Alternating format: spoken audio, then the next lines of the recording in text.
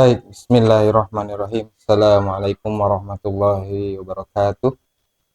Alhamdulillahirabbil alamin wa bihi nasta'inu ala umurid dunya waddin. Wassalatu wassalamu ala asyrafil anbiya wal mursalin sayyidina Muhammadin wa ala alihi washabbihi ajmain. Amma ba'du. Qala rabbi shrah li sadri wa yassir li amri wahlul 'uqdatam min lisani yafqahu qawli.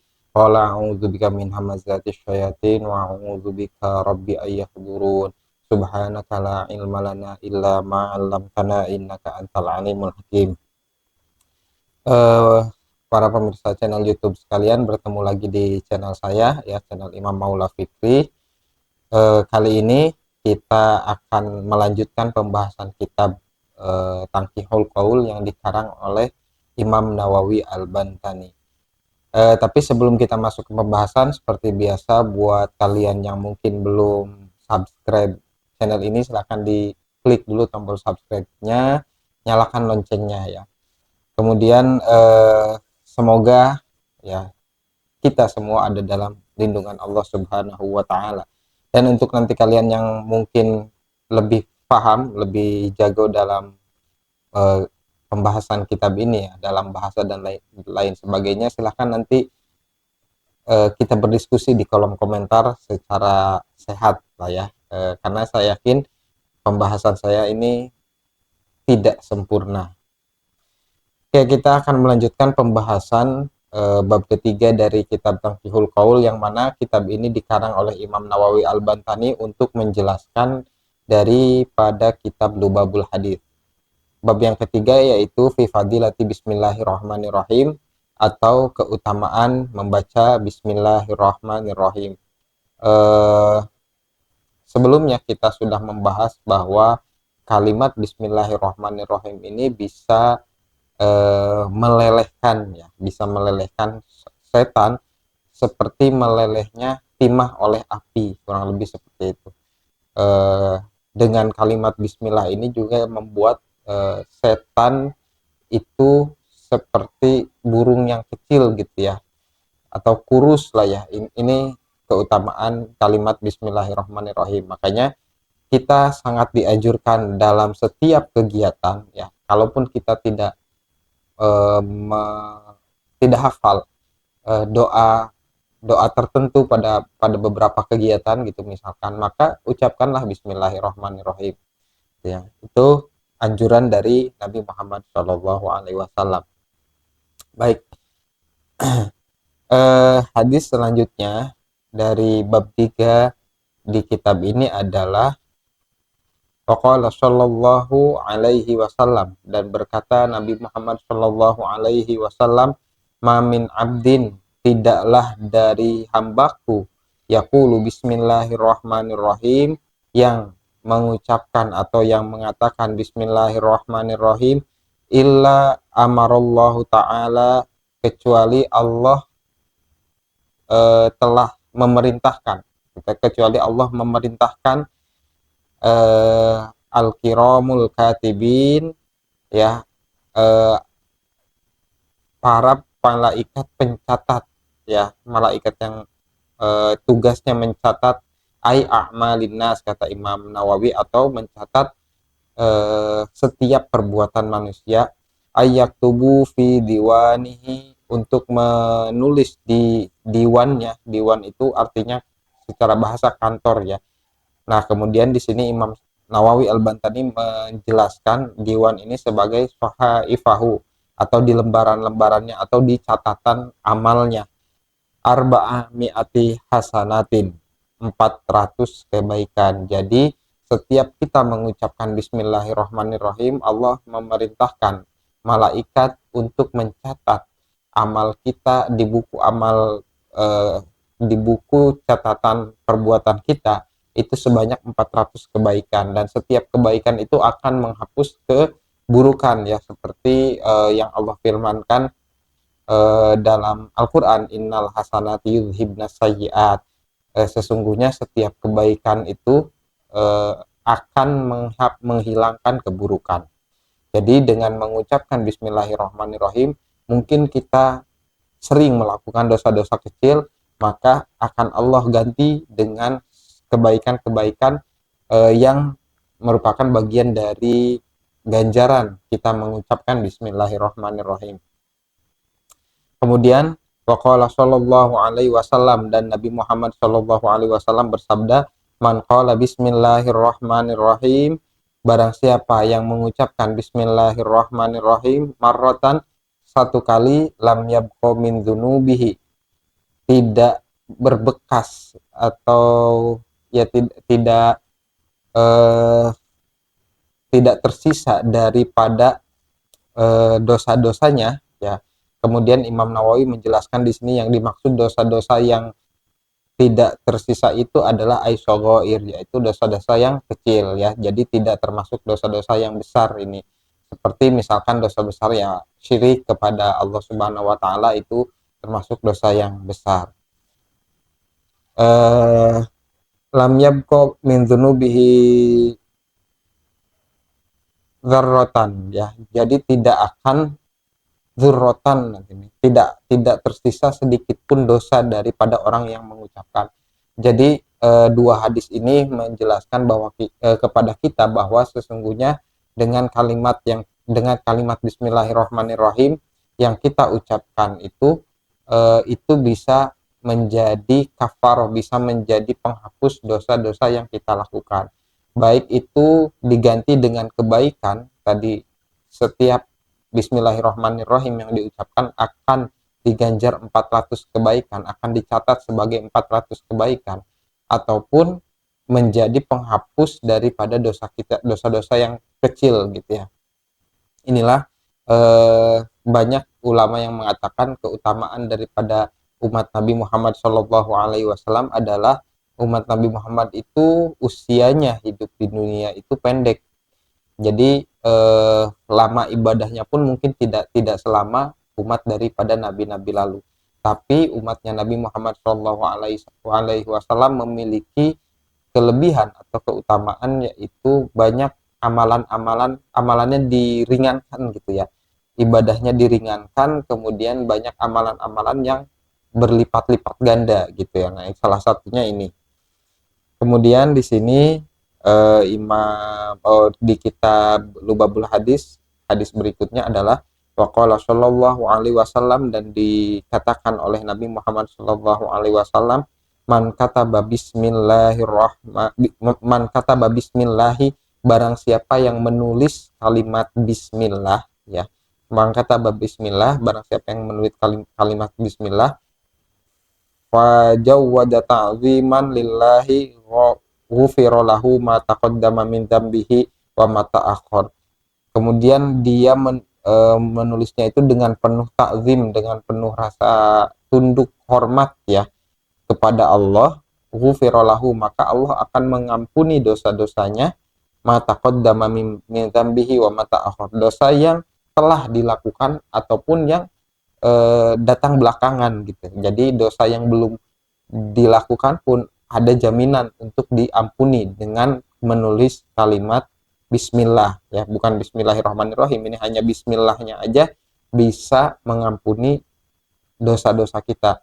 Wa fi riwayatin lil Khatibil Baghdadi wa Ibnu Asakir.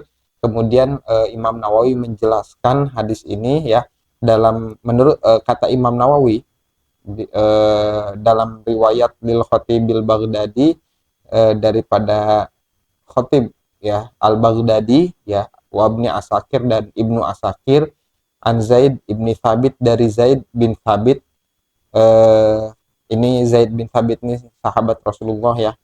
Idza katabta bismillahirrahmanirrahim, apabila engkau menulis bismillahirrahmanirrahim, fa abayyinisin fihi, ya, kemudian kamu menjelaskan ya sin, huruf sinnya itu, huruf sa-nya, fihi, kan bismillahirrahmanirrahim, berarti ba sinnya itu ditulis dengan jelas gitu ya. Ai idza aradta kitabata dzalik fa'adharosin, atau jika kamu ingin menulis gitu ya, jika kamu ingin menulis bismillahirrahmanirrahim, fa'adharosin, maka tampakkanlah huruf sinnya ya. Wa wadhaha siniha sinanuha ya, ini sepertinya. Maka dan jelaskanlah gitu ya, wadih dan perjelaslah geligi daripada sinnya itu ya. Jadi kalau kita huruf sin kan ada beberapa giginya itu, nah itu geliginya itu dijelaskan ya, ditulis dengan jelas, ijlalan li ismillah ta'ala, sebagai bentuk eh, mengagungkan Allah Subhanahu wa taala. Jadi ketika kita menulis bismillahirrahmanirrahim, maka ba kemudian sinnya itu ditulis harus jelas gitu ya. Geliginya juga harus jelas. Baru setelah itu mim.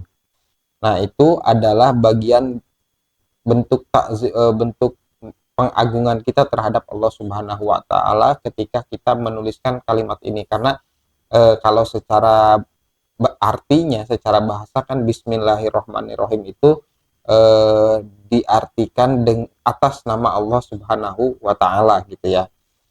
Waqala sallallahu alaihi wasallam ya. Kenapa sih penulisannya itu pun harus diperhatikan ini nih. Nah, maka di sini dijelaskan dalam hadis berikutnya, waqala sallallahu alaihi wasallam, dan berkata Nabi Muhammad sallallahu alaihi wasallam, idza kataba ahadukum bismillahirrahmanirrahim, apabila salah satu di antara kalian, salah seorang di antara kalian menulis bismillahirrahmanirrahim,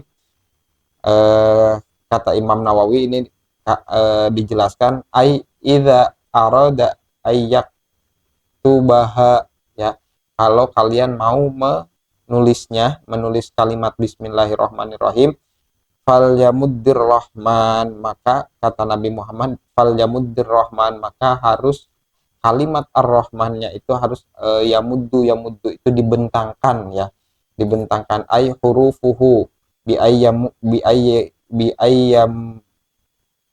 yamudda bi ayyamuddal lami wal mim, maka huruf lam dan mimnya itu dipanjangkan, dibentangkan. Bismillahi ar-rahman, ar-rahman di bagian tulisan ar-rahmannya itu, maka alif kemudian lamnya itu panjang ya, dipanjangkan, baru setelah itu ro ya, kemudian setelah itu ha ya, baru setelah itu mim lagi, ha kemudian mim juga dipanjangkan gitu ya. Ar-rahman, ar-rahman wal mim wa yujawwifu ya, an-nun, kemudian nunnya itu di ada lubangnya gitu ya, ke bawah kan gitu nun bentuknya, jadi tengahnya itu seperti berlubang. Ai ayyusina fi dzalik, rawahu al-Khatib wa Dailami an Anas ibni Malik. Jadi Nabi Muhammad pun meminta kita untuk memperhatikan penulisan dari bismillahirrahmanirrahim, karena ini kalimat thayyibah tentunya, dan di sana ada kalimat Allah ya, apa istilahnya,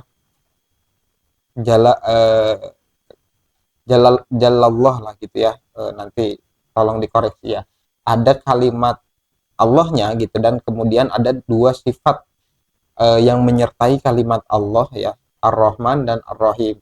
Jadi seagung itu kalimat bismillahirrahmanirrahim, maka tidak heran ketika kita mengucapkan bismillahirrahmanirrahim, setan pun akan terbirit-birit gitu, setan pun akan terbakar karena seagung itu, dan yang mengucapkannya pun akan diberikan pengampunan oleh Allah Subhanahu wa taala, dan juga akan diberikan kebaikan sebanyak 400 kebaikan. Nah, makanya kalau kalian pernah dengar mungkin ya, ada santri misalkan, atau di kalangan santri atau di orang tua kalian dulu, ketika ada tulisan bismillahirrahmanirrahim atau kalimat Allah gitu ya di kertas ataupun di buku tulis kita gitu ya, maka kalau orang tua kita dulu atau guru-guru kita dulu, kertas tersebut tidak akan ditaruh di bawah gitu, apalagi sampai berceceran, karena dikhawatirkan akan terinjak. Nah, ketika terinjak ataupun terlangkahi ya, maka itu akan